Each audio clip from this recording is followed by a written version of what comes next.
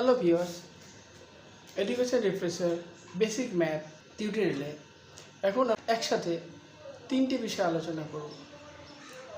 আমরা আমাদের যে সিরিজটা চলছে সেটা হলো ফ্যাক্টরাইজেশন, অর্থাৎ কোনো একটি সংখ্যা কত দিয়ে বিভাজ্য যাবে বা ফ্যাক্টর করা যাবে বা ডিভাইড করা যাবে, সেটা আমরা একবারে সেই ডিজিটটাকে দেখে কিভাবে নির্ধারণ করব।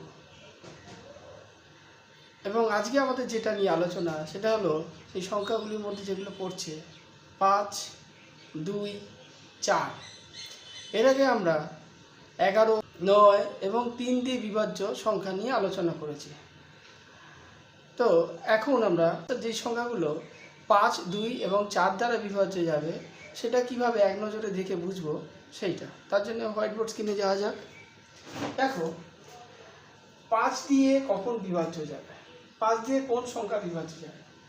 যদি তোমরা দেখো কোনো সংখ্যা শেষের দিকে অর্থাৎ পিছনে, যদি দেখো কোনো সংখ্যা শেষে 5 বা 0 আছে, যদি দেখো কোনো সংখ্যা শেষে 5 বা 0 আছে, 5 বা 0 আছে, তাহলে মনে রাখবে সেই সংখ্যাটা অবশ্যই 5 দিয়ে ডিভাইড করা যাবে, 5 দিয়ে ডিভিশন করা যাবে বা 5 দিয়ে ভাগ করা যাবে। বোঝা গেল?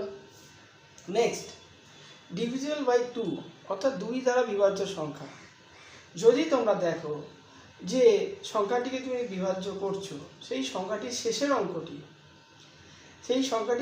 অঙ্কটি যদি 2 দ্বারা বিভাজ্য যায় অর্থাৎ 2 দ্বারা ভাগ যায় বা জোড় সংখ্যা থাকে বা 2 দ্বারা বিভাজ্য যায়, তার মনে রাখবে সেই সংখ্যাটি অবশ্যই 2 দিয়ে ভাগ যাবে বা 2 দিয়ে ডিভিশন যাবে।